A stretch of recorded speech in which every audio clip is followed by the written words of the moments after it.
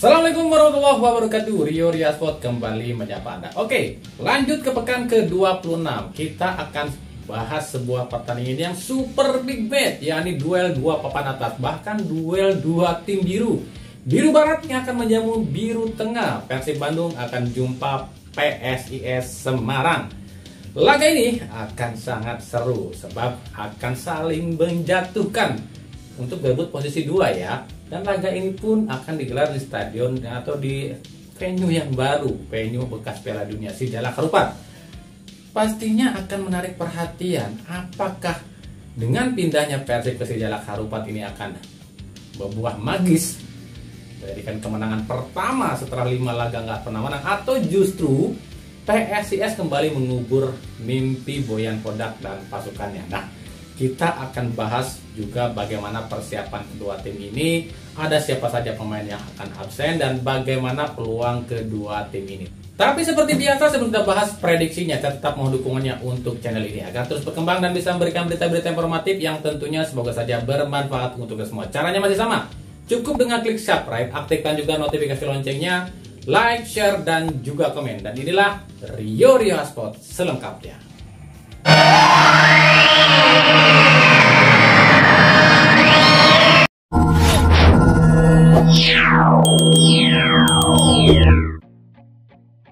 Inilah salah satu laga di pekan ke-26 yang akan menyedot perhatian. Laga dua tim biru yang justru sedang saling sikut di papan atas antara tuan rumah Biru Barat Persib Bandung yang akan menjamu Biru Tengah PSIS Semarang. Ada beberapa hal yang akan jadi sorotan di laga ini. Yang pertama, laga ini adalah pertama kalinya Persib musim ini main di Stadion Sijalak Harupat, di mana stadion ini pernah hadirkan memori manis pada Persib di tahun 2014 silam, yakni saat terakhir kali Persib juara. Setelah itu Persib selalu ngontrak markas dan pindah-pindah, tapi selama itu pula Persib tak pernah jadi juara. Tentu harapan bobotoh dengan kembalinya Persib ke SJH akan memupus dahaga para bobotoh yang sudah haus melihat Persib menang. Sebab di 5 laga terakhir Persib tak raih kemenangan. Yang kedua, Boyan Hodak. Boyan Hodak diultimatum oleh bobotoh setelah 5 laga nggak raih kemenangan, dan Hodak pun diwanti-wanti sebab setiap pelatih yang melatih Persib ketika main di stadion ini persentase kemenangannya lebih tinggi, alias Persib jarang kalah loh di stadion ini. Jika Boyan Hodak sudah diberikan stadion SJH pun tapi nggak bisa raih kemenangan, maka jangan salahkan pemain Persib, tapi salahkan racikan pelatihnya. Yang ketiga, Gali Freitas dari PSIS Semarang akan jadi target utama bobotoh sebab di pertemuan pertama ada insiden keributan yang awalnya berasal dari aksi Gali Freitas yang menendang bola ke arah botol minuman yang kebetulan ada maklok yang tengah terjatuh. Kala itu Gali Freitas lolos atau selamat dari hukuman Komdis sebab kekuatan sang bos yakni Yoyo Sukawi yang membela Gali Freitas. Maka di laga ini Gali akan jadi incaran utama para bobotoh. Selain itu, Gali Freitas pun selalu jadi momok bagi Persib sebab hampir setiap kali bertemu Persib, Gali ini selalu bisa membobol gawang Persib. Yang keempat adalah PSIS yang justru di putaran pertama ada di bawah Persib, bahkan jauh tertinggal dari Persib, kini justru ada di atas Persib. Dengan kata lain, PSIS di laga ini akan jauh diunggulkan meskipun bertindak sebagai tim tamu. Perjalanan dua tim ini sebelum ke pekan ke-26 ini, di 5 laga terakhir kita tahu Persib tak raih kemenangan dengan catatan 4 kali imbang dan 1 kali kalah. Sementara PSIS di 5 laga terakhir raih 1 kali kemenangan, 3 hasil imbang, dan 1 kekalahan.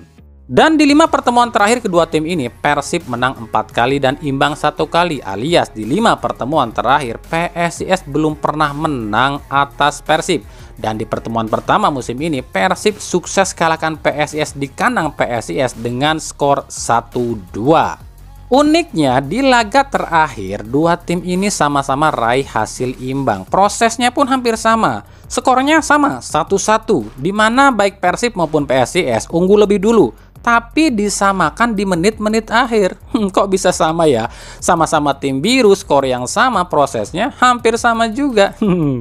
Nah, lalu bagaimana persiapan dua tim ini jelang laga krusial kali ini? Di kubu Persib Bandung, kalau kemarin Boyan Hodak udah ngasih ultimatum pada para pemain Persib agar mengikuti instruksinya dan bagi siapa yang melanggar maka akan dicoret. Terus apa hasilnya? Ternyata masih sama tuh. Hodak sendiri loh yang bilang di babak pertama Persib main bagus, giliran babak kedua para pemain Persib letoy. Lah, kunaon atuh Abah Hodak? Loba ting ada har seblak meren. Bagi kami sih nggak aneh ya lihat Persib kayak gini, sebab kalau kami perhatikan sejak 2017 Persib tuh ya udah kayak gini. Permainan di babak pertama panas, tapi giliran babak kedua loyo. Bahkan ketika kalau kita masih ingat ya di 2017 silam Michael Essien aja sampai ngamuk-ngamuk. Dan heran kenapa kok pemain Persib kayak gini.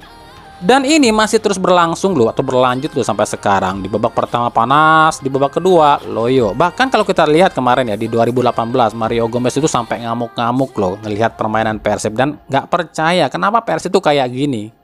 Jadi kan ini tuh aneh loh. Pelatih berganti pelatih, tapi masalah utama Persib tetap angger gitu-gitu keneh. Fisik, stamina, itu mulu. Padahal ini poin yang sangat penting loh dalam permainan sepak bola. Kalau pemain kehilangan stamina, fisik drop, otomatis konsentrasi pun kacau dan permainan pasti berantakan. Dan sialnya lagi, Persib tuh nggak punya kartu as di saat deadlock. Ketika Hodak memasang 11 pemain utama di babak pertama, ya udah nggak ada lagi yang bisa jadi andalan di bangku cadangan.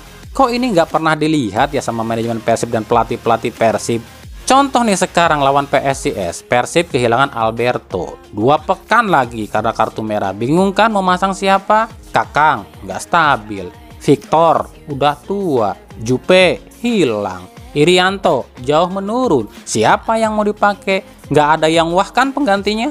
Jadi wajar kalau para bobotoh mulai jengah dan rame minta susunan pemain Persib ini dirombak. Coba atuh pakai pemain pelapis, siapa tahu beda hasilnya. Itu kata bobotoh.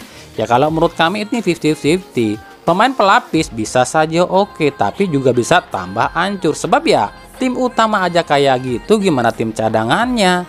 Dan satu pemain yang jadi sorotan bobotoh adalah Kevin Mendoza. Dia ini menurut kami loh ya, dia ini bagus, Kevin ini bagus, tapi kurangnya Mendoza menurut kami ya, dia ini belum 100% menyatu dengan tim Persib, apalagi kendala bahasa.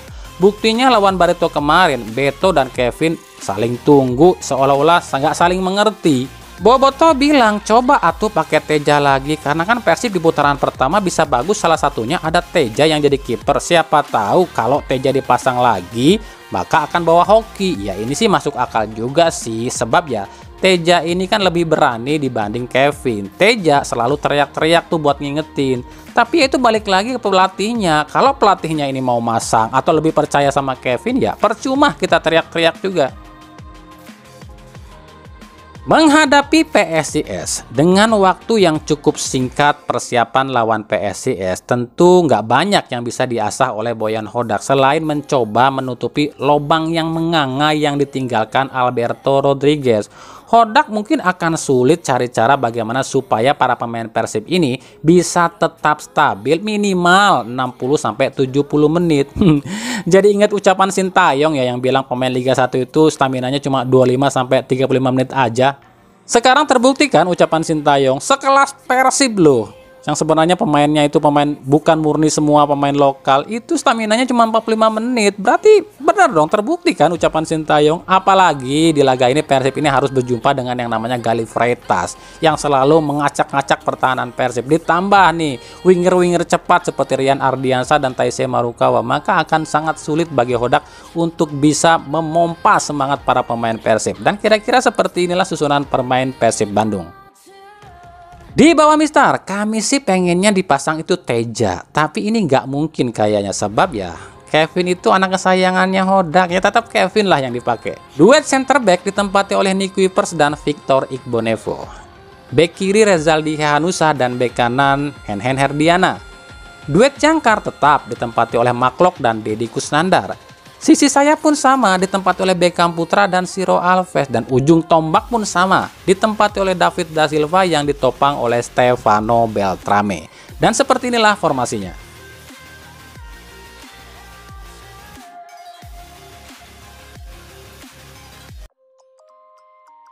Sementara di kubu PSIS, pelatih Gilbert Agius menyoroti hasil imbang lawan Dewa United. Menurut Gilbert, faktor lapangan stadion kemarin yang membuat PSIS cepat kelelahan. Sebab lapangan yang buruk akan lebih menguras stamina para pemain. Maka dengan kenyataan lawan Persib main di Sijalak Harupat yang notabene memiliki kualitas rumput yang bagus, Gilbert yakin para pemain PSIS akan kembali ke permainan sesungguhnya. Hilangnya Carlos Fortes memang sedikit jadi masalah bagi Gilbert. Terbukti di beberapa laga terakhir PSIS sama sekali nggak pakai striker. Cuma mendorong Gali Freitas dan Septian David Maulana yang diplot sebagai striker palsu.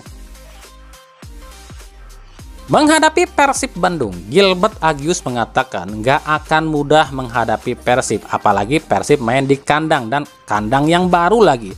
Sebab berkaca pertemuan pertama saja di mana PSIS main di kandang sendiri sepanjang laga menguasai permainan, tapi justru dihukum oleh kesalahan pemain PSIS sendiri. Maka Gilbert nggak mau itu terulang lagi. Kesalahan pribadi atau kesalahan sendiri para pemain inilah yang menjadi momok bagi Gilbert Agius.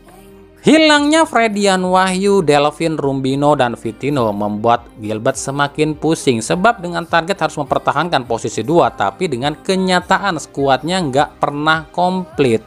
Dan berikut prediksi susunan pemain PSIS Semarang. Di bawah Mistar ditempati oleh Adi Satrio. Duet center back ditempati oleh Wahyu Prastio dan Lukau. Bek kiri Haikal Al-Hafiz dan bek kanan Bayu Fikri. Duet jangkar ditempati oleh Bobakari Diarra dan Alfreanda Dewangga. Sisi sayap ditempati oleh Taisei Marukawa dan Rian Ardiansyah.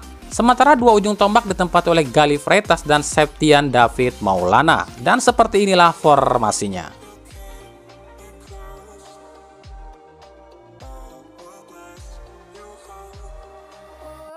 Laga Persib Bandung kontra PSIS Semarang ini rencananya akan disiarkan secara langsung di Indosiar Selasa 27 Februari 2024 mulai pukul 19.00 dari Stadion Sijalak Harupat. Oke, itulah tadi sedikit pembahasan kita di jelang laga di pekan ke-26 antara Persib Bandung kontra PSIS Semarang, duel big match. Nah, gimana buat kalian? Siapa yang akan keluar dari pemenang di laga ini? Kita akan mengetahuinya nanti hari Selasa ya. Nah, ikuti terus berita seputar sepak bola khususnya Liga Indonesia dan pernak-perniknya hanya di Rio Rea Sport. Terima kasih yang telah menyaksikan video ini dan mengunjungi channel ini. Kritik dan saran selalu kami nantikan di kolom komentar atau di media-media sosial kami yang ada di bawah ini. Sampai jumpa di video-video kami selanjutnya dan salam Rio Rea Sport. Wassalamualaikum warahmatullahi wabarakatuh.